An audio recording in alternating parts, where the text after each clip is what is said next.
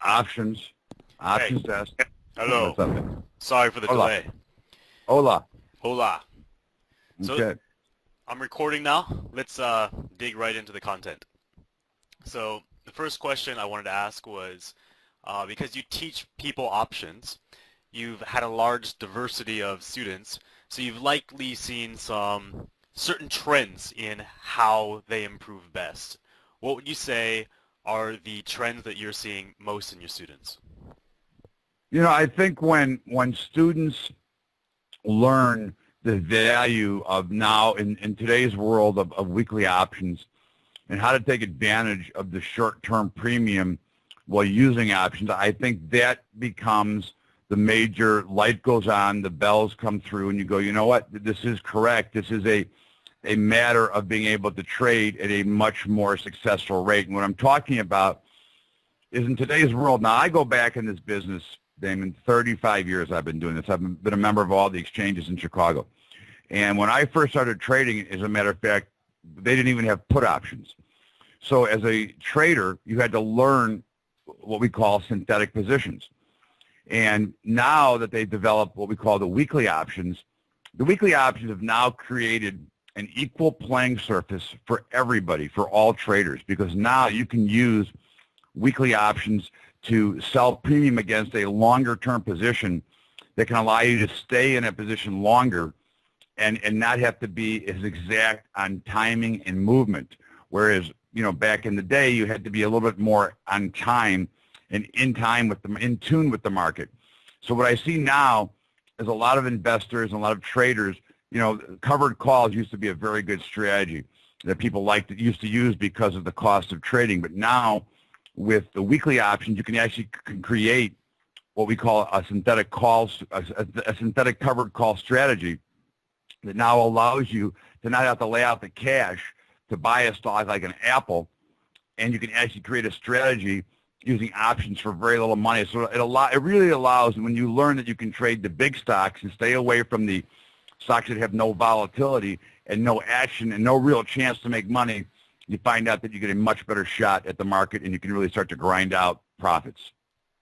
So it sounds like you're buying, like, let's say a call option with a very out there expiration date, and then you're writing options with weekly close expiration dates. Is that right? That is 100% correct. I look at, we have a little saying at my place, and it's buy them where they are and sell them where you think they're going. So, you know, if you use the example of Apple, which I talked about earlier, you know, Apple trading at 110, so I might go out to March and buy a 110 call on Apple, and then I might start selling the weekly 115s against it as a covered call strategy, which means that if Apple goes to 115, I'm going to make a lot of money anyways. But in the meantime, I'm continuing to reduce my exposure on a stock like Apple each and every week because I'm collecting premium. And the better part of the strategy is with the weekly expiration is if Apple goes down to 108, well, next week I can sell the 112s. If Apple goes to 115, then next week I can sell the 120s. So I get to roll each and every week, and it makes the decision much clearer, much more defined. And if everything goes well, I can actually finance the entire cost of the longer-term option, and at some point in the cycle can own that option for free and then make a decision if I still want to collect premium or let it run and go for the home run. Well, in that case, it sounds like you are choosing a strike price based on just intuition, or how do you choose you just have an example where you're buying a 110 and you're selling a 115. How do you determine that it's going to be 115 as your strike price for the written weekly option? What I look at is I think it's a shot at where is support on the stock and where is resistance. I'm a very big advocate of technical trading and using technical indicators, which in my eyes are price and volume and levels.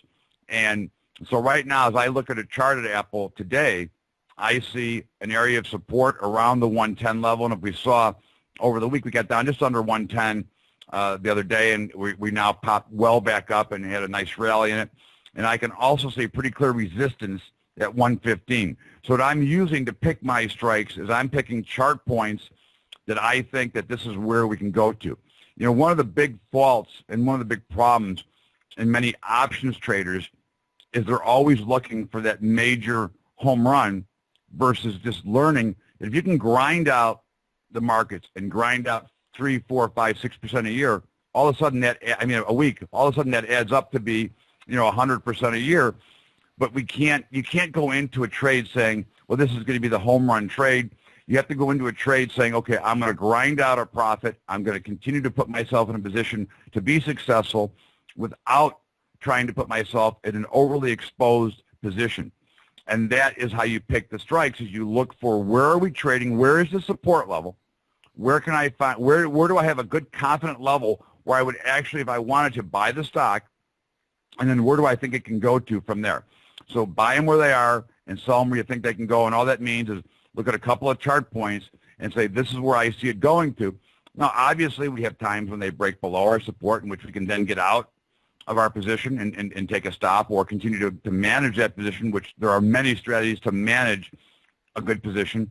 And it can also break out to the upside, which means you'll make less money, but you'll still have the opportunity to make money. But the key is to play the odds and probability of the option model, because the model itself is a mathematical model that will always play out over time. Right, and that's basically what I do as well. You're using a statistical fact to win in the long term. You're not going to win on every trade, but if you have a system and you stick with it over a long period of time, you're going to make a lot of money. That is correct, and that's what you have to make sure.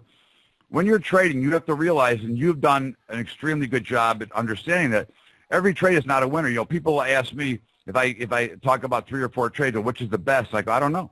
I don't know what the best trade is.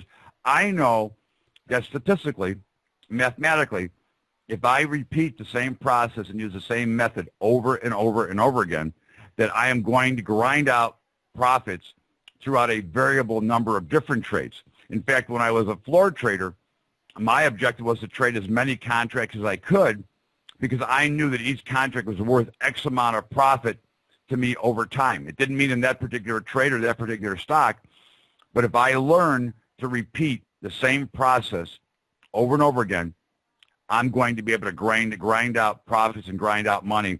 So I don't have to use my opinion. I don't have to guess what the market's going to do next.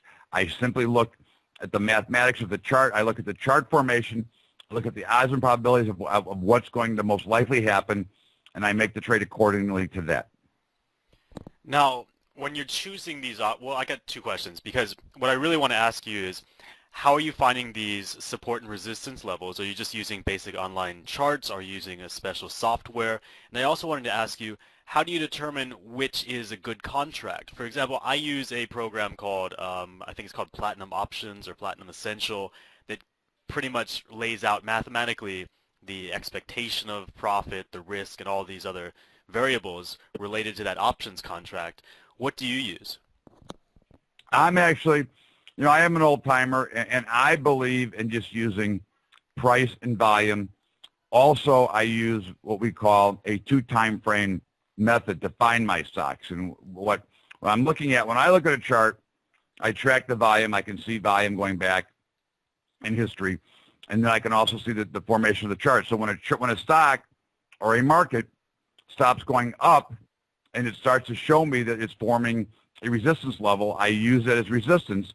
Basically, again, price and volume is all I use. I don't use any special indicators. I don't use the MACD or all the other things. I think that indicators themselves are way too confusing for most, and they convince you to form an opinion based purely on that. And I think that the best opinion is formed by eliminating the noise of the news and what's going on, and simply watching the price and volume and looking for the footprints that the chart and the markets leave, because they're fairly consistent when they leave them. When I'm looking to pick at a stock that I want to trade options on, there's a lot of key factors that I look at. The first being, is the option liquid enough for me to get in and out of? And when I'm talking about liquidity, I'm talking about number of options traded, the bid and the offer spread within the option, and then after that matches up, then I have to make sure that the stock itself is liquid. And when I mean liquid, like for example, I consider Bank of America. Now we know Bank of America is probably the most actively traded stock on the exchange. It trades more options than any other stock on the exchange. However, for an average trader that's a retail trader, it's the most illiquid stock on the exchange. And people go, well, are you nuts? And I go, look, here's the problem. Where can Bank of America go? If I've got to pay a premium for the option and a commission for the option on a $16 of stock, how much money can I really make? And the answer is not very much.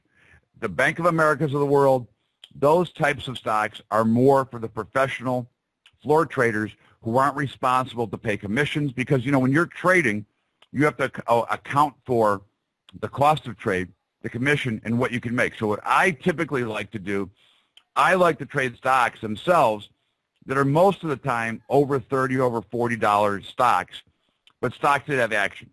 I look at stocks like Microsoft, Cisco, Intel, great companies, but basically, unless I'm just purely selling the premium and those and taking stabs, you're not going to make any real money. Whereas if you look at stocks like Apple, Gilead Sciences, stocks like that have big intraday swings and have the abilities to move $3, $4, $5, and $6 in a day, now you're talking about something that you have some action and liquidity, and you have to make sure that you have good volatility.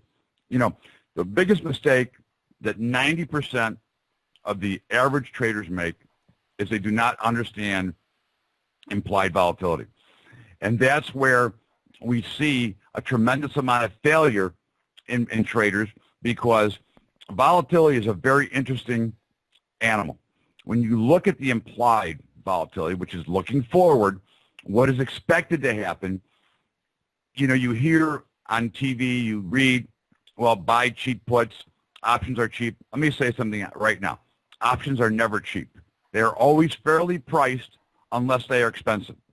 Because when you think about it, and this is something that traders have to think about, the other side of your trade is always a market maker. A market maker is setting those prices. Now, if you compare a market maker to an insurance actuary, okay, you have somebody who has a mathematical background base that says statistically this is going to play out. Now, of course, statistics don't always play exact, but we are talking about what we call the law of large numbers. And large numbers tell you that market makers are typically right at the markets they set. Now, we see changes in volatility or the implied volatility. Now, what causes changes? Well, you've got changes when there's going to be an announcement, you will see volatility start to spike up in the shorter term right around the announcement. But in the markets we've seen for the last 4 or 5 years, implied volatility has been declining, which means that the markets have been more heavily balanced in selling put options.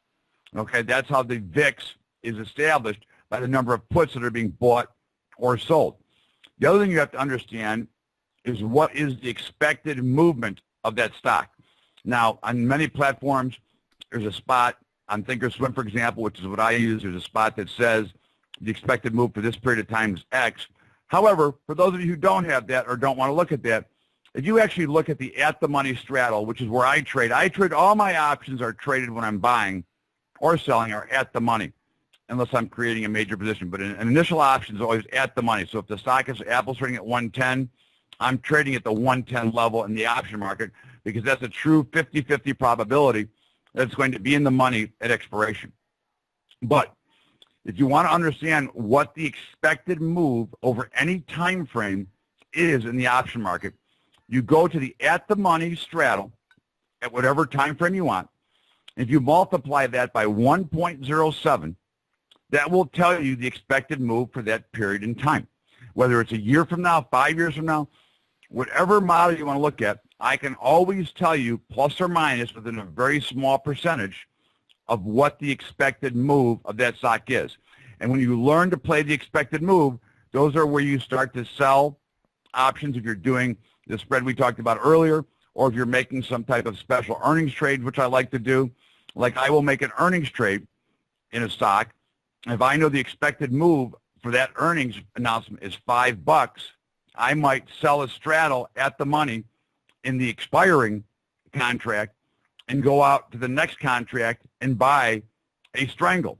Assuming that the market makers will usually be right, I can usually capture some of that overblown volatility. But you have to, the biggest key for every individual options trader is to know that implied volatility can only be too expensive. It's never too cheap. And when you buy something, if you overpay for it, the probability of you making money has become down to nil. And one quick example, I know I'm rambling on here, but one quick example, about 3 or 4 years ago, Google was going to have boxcar earnings. Everybody knew that Google was going to have monster earnings, and they were bidding up the options and bidding up the options, bidding it up. And of course, everybody was buying the out of the monies, which is a more common theme for retail traders. And of course, Google did come out with boxcar earnings. The stock went up $65, and all the people who bought all those out of the money options lost money. And they wondered, how could I lose money and be right? Well, because you overpaid for the option. When you overpay for the option, you have a very low probability of ever cashing that trade. And how does a trader know if he's overpaying for an option? That's a great question.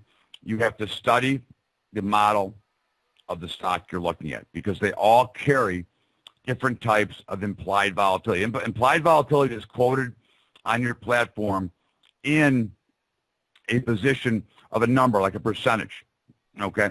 So if you're looking at a stock that trades, and let's use the SPY, the exchange traded fund of the S&P index. The normal volatility of the SPY is about 15%, okay? Which means that it's going to move, but it's not going to move huge. Now, as the markets were railing, the implied volatility in the SPY has kept going down. We've seen SPY volatility as low as 9 and as high as 22. Well, actually, we've seen it over 30. But the sweet spot for SPY is about 15%, which means that you're paying a fair number, which can be extremely well supported by the stock because of overall movement. When you get into the over the 22 level, you are now in the grounds of you probably are overpaying. And nobody realizes it in the middle of the trade. What you'll see is the minute the trade turns against you, the minute you're wrong, they take that premium and they take that air out of the balloon. It's like they're putting a vacuum. Let me cut in for a second. And to clarify, you're only talking about buying options. Is that right? Not writing options. Correct. I'm talking about buying options. When you're writing options, you're selling. You want to sell options when they're overvalued. Okay. And if you're a spreader, if you're somebody who's selling credit spreads, which I recommend, I don't recommend selling naked options. I recommend selling spreads.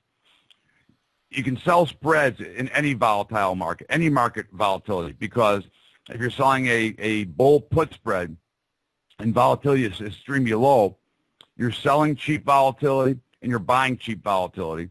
If it's extremely high, you're buying high volatility and you're selling high volatility. So it all evens out. Exactly. I mean, basically the bottom line is the spreads that you're selling are going to always be somewhere on the same price no matter where implied vol is. But the biggest trouble people get into is when they're buying options and they overpay for them, they virtually have no chance to make money from the minute they put the trade on.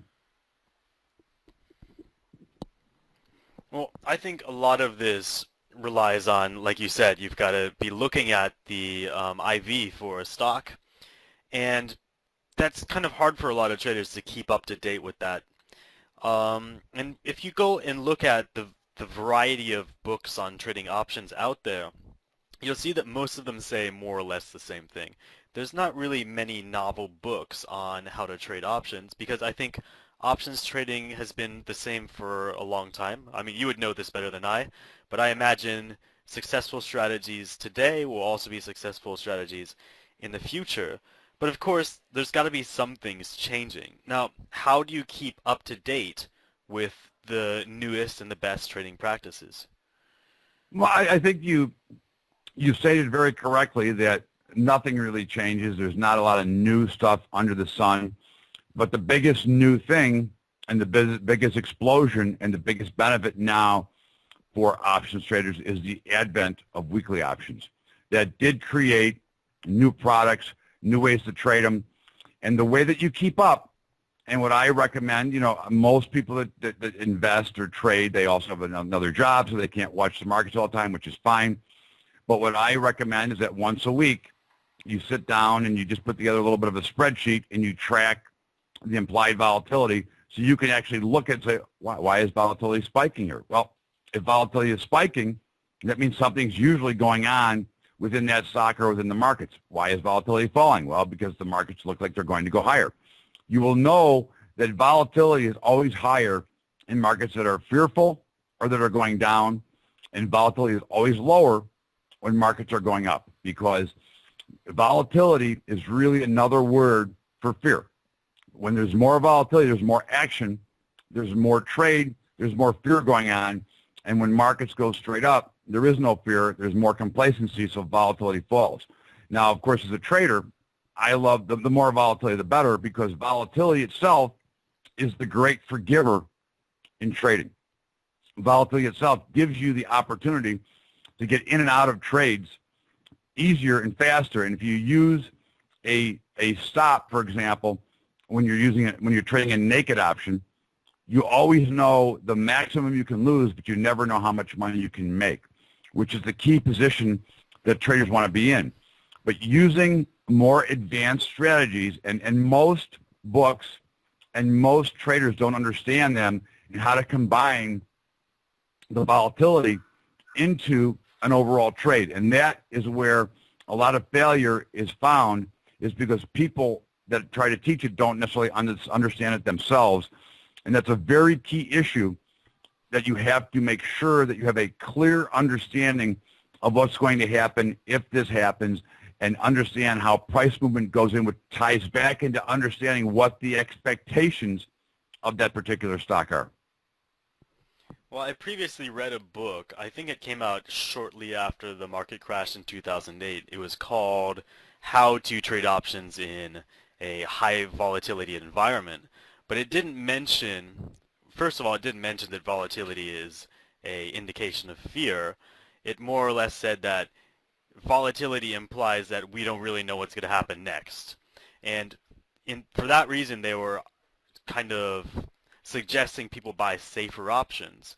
Now, what I've seen with a lot of people is that they don't have a lot of money to invest, and they believe that the safer options tend to be the out-of-the-money calls or out-of-the-money puts, simply because they're cheap. And it's like, well, it's only $20 to buy this option. If the stock goes way up, I made a lot of money. If it doesn't, it's okay, I'm only out $20. But I mean, I tried that strategy, of course, when I first started out, and it didn't make me any money. So I mean, for these people who first come in to looking to make money off of options, what do you think is the best strategy they could start out with that's easy and would prove to them that trading options is indeed a profitable method of trading? I think that the best method for any beginning trader is to learn how to do what we call credit spreads, more commonly known as bear call or bull put spreads, okay? And learn to trade at the money.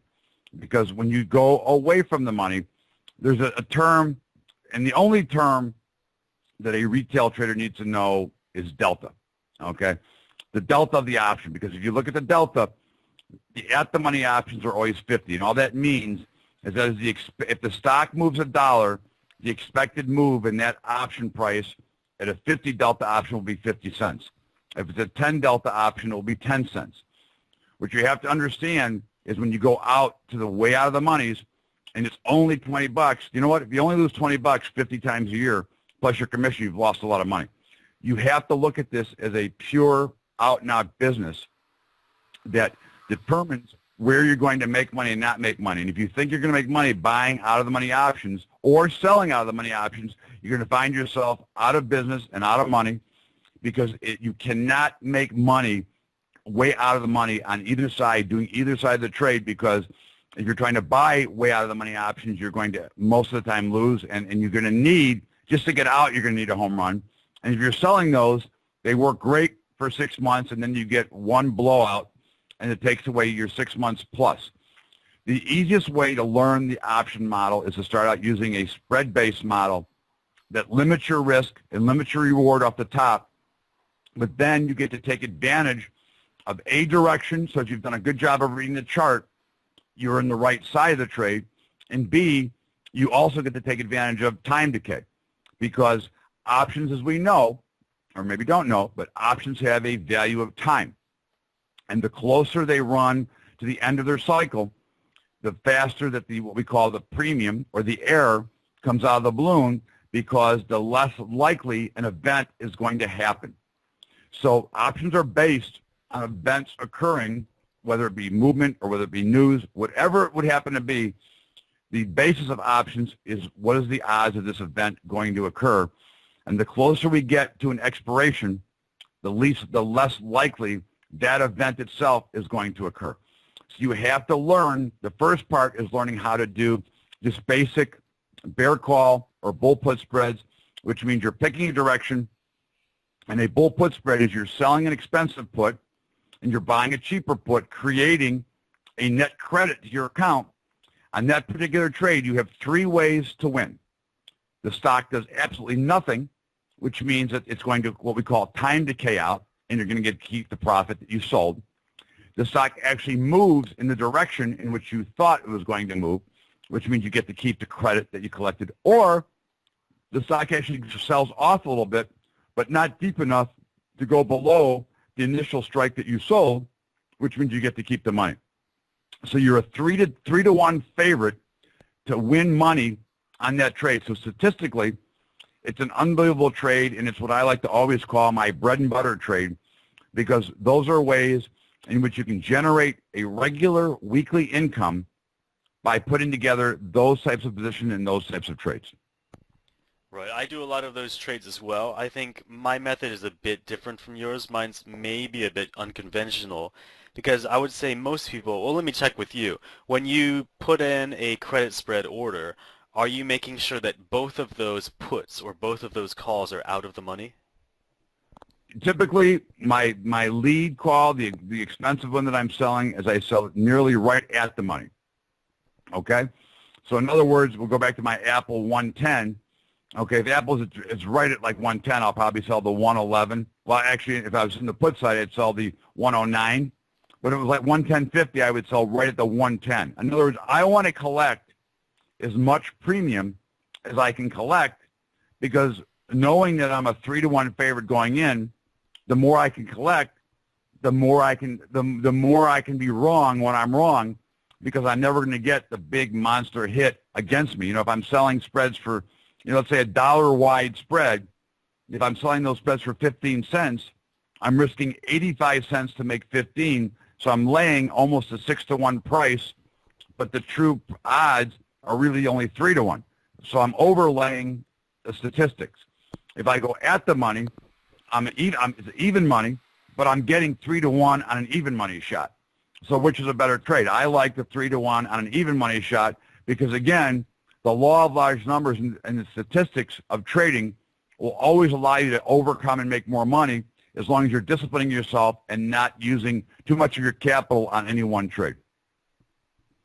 That's a good point. So going back to what the strategy I use is, I will often put the credit spread to where one is actually in the money and another's out of the money, and I'm almost in the middle of those two credit spreads, because let's say I'm bullish, so I'm going to buy an an out of money put and an in the money put, and I'm assuming that the stock price will go up.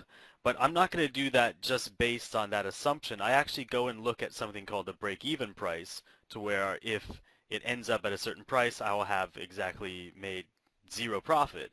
And often what you'll find is the break-even price will be lower than the average. Just because if you put it out far enough, you're getting premium, and you might, let's say, even if it drops a bit, you're still breaking even.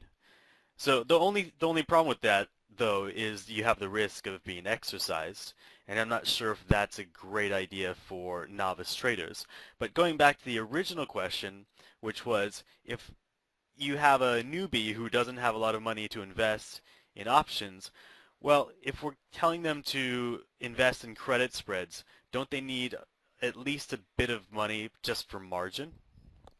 As long as you can get a margin account open, and most of the time you can get the margin account open for $2,500 in your account, $5,000, you're fine, because when you do a spread, let's say you do a dollar-wide spread, which is what we used the example earlier, the only cash requirement for that or margin requirement is $100.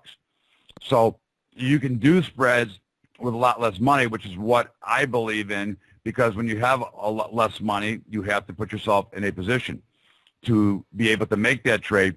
So that the cash requirement or the margin requirement on any spread is the difference between the two. So if you're doing a $1 wide spread, it's $100. If you're doing a $5 wide spread, it's $500, no matter what the strikes are. The fear of exercise should never be in your mind. If you're trading the stocks that we talked about, and in other words, I totally agree with that. Okay, if we trade stocks that are liquid, okay, the odds of an early assignment are almost nil. But the bottom line is I actually, if I'm wrong on a trade, which means that all the premium is gone and it's gone out of me, I prefer to get early assigned, because when I do the spread itself, I've got limited reward, limited risk.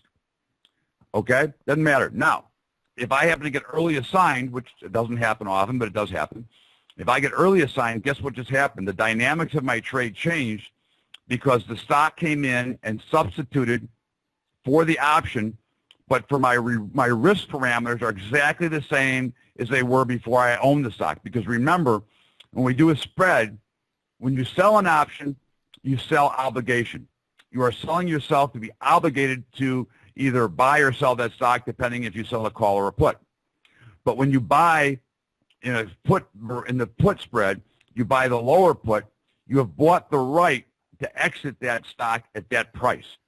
So if you did an Apple, the 111, 110 put spread, so you sold the 111 put and you bought the 110, and by some unbelievable thing happens and I get assigned the stock at 111, I have the right immediately, if I choose to sell the stock at 110. So my risk in the initial part of the trade was $1 less the credit I. So are you saying you don't have to put up the money for that stock, for that really high price stock? No, you don't. You always have a couple of days based on FINRA regulations. Now, if you're on a very short account or depending on the broker, they might squeeze you a little bit harder. But the bottom line is, no matter, even if you get assigned and you're forced out, you're getting assigned because the trade is dramatically against you, because there's no way you get assigned if the trade goes in your favor because the options go worthless.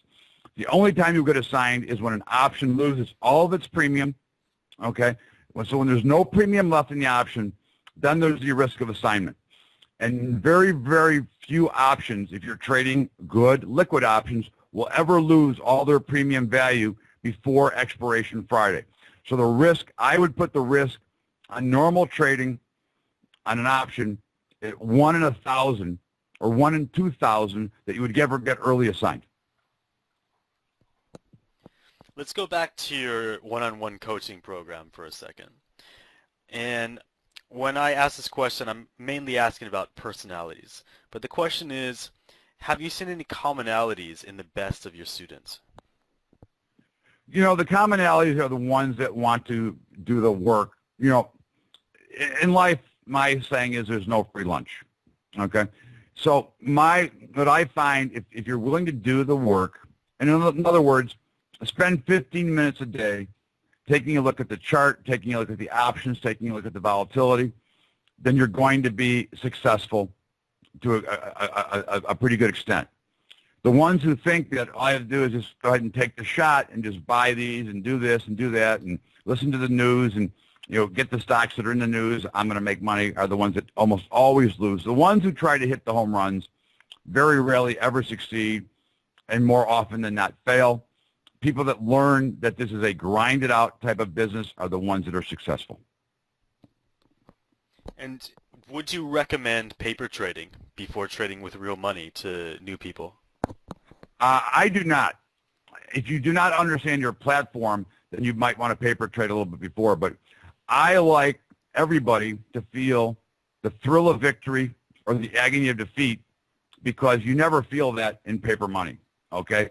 And you become, when you're trading paper money, you sometimes become complacent when you first start trading. I would rather somebody trade one contract at a time to feel the $20 or $30 gain or $20, $30 loss, because no matter what, real money is real money and paper money is paper money. I totally agree. It's both psychological and it's actually about money as well, because if you're doing this with options, there's really no reason to paper trade. There's so many ways you can make money with options without having a lot of money that you don't. If you make an extra $100 from some sort of scratch ticket, and that's enough to play at least one options trade and figure out if you want to move on from there. I agree exactly, and I think that's the best way for a trader to trade. And do you think there's becoming more of an interest in options trading as opposed to trading stock, penny stock, or other types of investment vehicles? I know there's this scam going around, binary options. I don't know if you can consider it a scam. I certainly do. But there's always new trading methods hitting the market, and I'm not sure. What have you seen? Because you're pretty much a hub for options trading. What have you seen in terms of the amount of people coming into options trading and the amount of you leaving options trading for other types of trading? Options trading is by far the best, and again, with the weekly options, it keeps getting better. So I think that is the best way to go. I think you have to be careful with where you trade. I think you have to be careful in who you trade with. But at the end of the day, what do you mean by that? Who you trade with? You're talking about your brokerage? If you're overpaying for your brokerage, you have to be your own advocate in this business as well. Okay, and I think you have to let things trade out and make sure you do your due diligence when you're finding that broker, when you're looking for the opportunity of who you're going to trade with, and you have to understand all of your costs and make sure that you're dealing with a good, solid, registered broker that's not going to do things that are against what you want to do. And some of them do that because they do have some rights that they can force you out of trades if they want. So you have to be very careful there. And to address your binary issue, binary options that are traded overseas are a casino, and they are not regulated. However, in the U.S., they are now regulated by an exchange and backed by the CFTC, which now makes the binary model, if that's something you want to trade into, a very viable product now. But you have to make sure that whenever you're trading with an exchange-backed security, so that you know that you're going to get paid when you win and that they're not going to swindle you out of your money. And that's one of the big problems. And a lot of the types of, we call it the Wild West of trading, when you're not in an exchange-backed product, you have a lot of problems.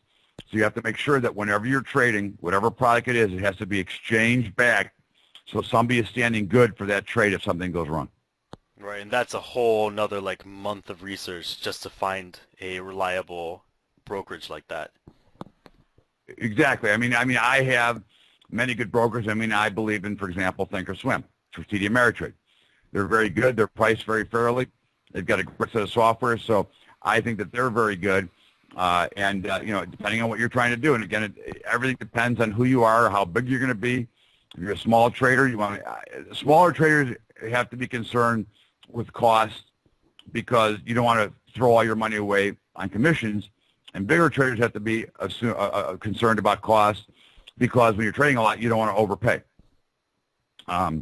So that would be exactly what I'd be looking at. Once you're established as a successful options trader, what do you need to do to continue to improve? Do you need to develop a new system that you can use in tandem with your current system, or should you just keep honing the system that's successful for you at the moment?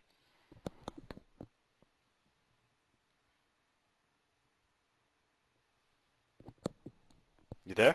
Hello? Yeah, I'm sorry. I think that you were thinking, right? I actually wasn't thinking. I was moving my tape back because I'm running out of tape too. So I wanted to. Okay. I think you have to look at the model. There is no new strategy out there. There is no fancy. Let me explain this. There is no magic bullet, Damon.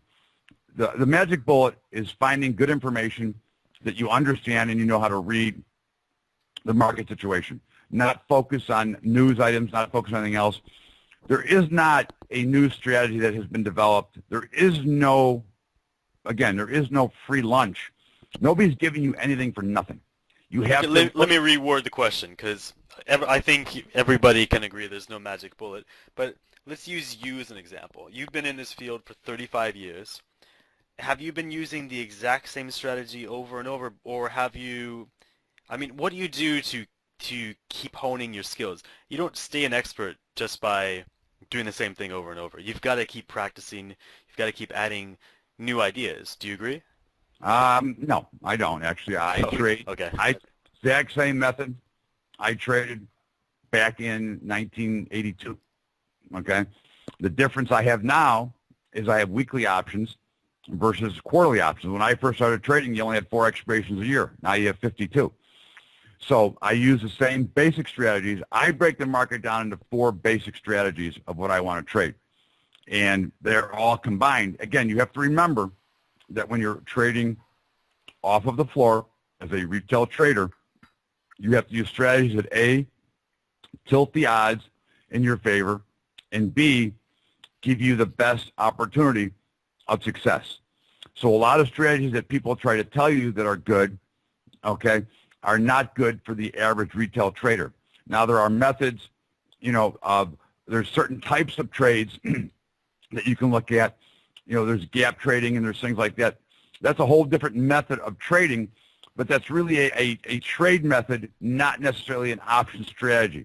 So there's things you can look at that make sense to change, and you might develop a new strategy, but the overall option strategy that you use to execute that information are always the same types of strategies. I see where you're going. So trading options is the same, but perhaps you might improve technical analysis or fundamental analysis strategies. Exactly. And a lot of people, there's a lot of people out there that are momentum traders. I personally am not, but if you're a momentum trader, then you can develop strategies around trading the momentum of that stock.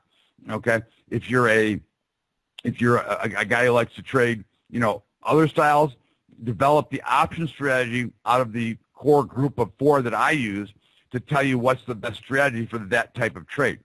But there is no, great invention of new option styles, because options are options. They've always been the same.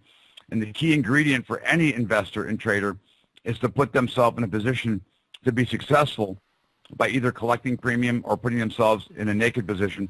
But again, always incurring, is the chart giving me the right information? Am I paying the correct price? Is everything lining up the way that I've taught myself to line up to make that particular trade? And when you do that, you find out that that is the best way. And the simpler, the better, because, again, this is a business of repeating the same process over and over again without putting yourself in jeopardy. And we're very thankful to have people like you, because if we had to all figure this out on our own, I think most of us would be bankrupt before we can even get a successful strategy running. So, well, I think I've asked pretty much everything I will ask. Do you have any last pieces of advice you'd wish to give any, either, let's say, beginners to intermediate or even advanced options traders? I think the same advice applies for everybody. Make sure that you don't get involved in the news of the day, because the news of the day is already old news. By the time we hear the news, Goldman Sachs and JP Morgan and all those guys have already made their plays on the news. So there is no new news. Do not get trapped up in the emotion of the markets. Be a machine when you're trading. It's purely, if you do use an indicator, fine, no problem. Use one indicator, and when that indicator gives you the signal that you were looking for, make the trade. Make sure that you defend your bankroll. In other words, if you're using a naked strategy where just you're buying a call or buying a put, make sure that you set some sort of stop loss to get out. Do not let options expire worthless. Again, the whole big key to the business is defending your inventory. Your inventory is your money. So as long as you're basing your strategy on defending your capital and trading in the size, in other words, if you have a $2,500 account, you have no business trading in stocks like Netflix. you're not going to be able to make money because the model is too big.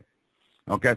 You have to make sure that you're trading in proportionate so you avoid what we call in this business the risk of ruin and the risk of putting yourself out of business.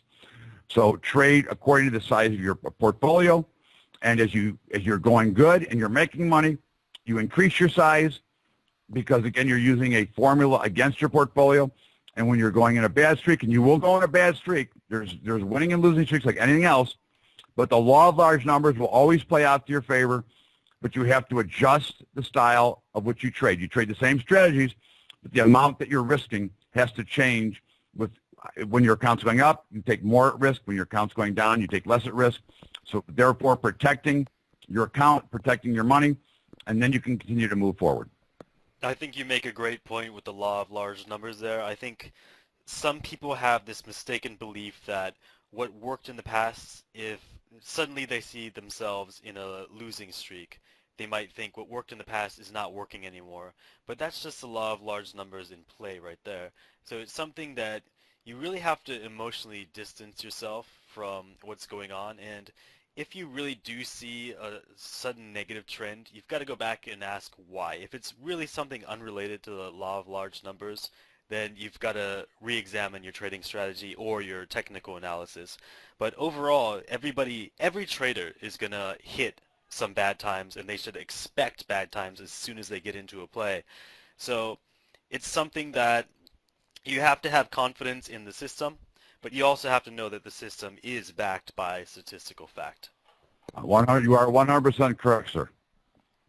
So anyway, I think, do you have any last things to say? Do you have anything to plug? No, I mean, I just would love everybody to check out my radio show, and I'd love them to check out the website, thebubbashow.org. A lot of great information, and we'll help keep you on the straight and narrow.